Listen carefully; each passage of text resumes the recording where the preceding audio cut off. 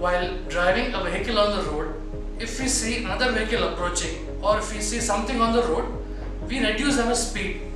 Basically, depending on whether there is an obstacle present in front of us, we change how we move. Now, in the robotic starter kit, we can build robots that do exactly that.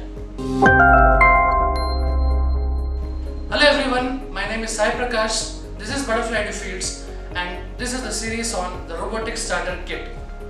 In this video, let's talk about the IR sensor. This is the infrared sensor. IR stands for infrared. Now the sensor has two main components, the emitter and the detector. Now what does the emitter do?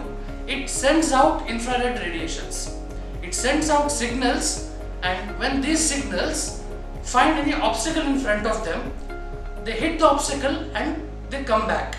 Now here comes the work of the detector. Now the signals which are coming back after hitting the obstacle, those are received by the detector, and the detector perceives the obstacle.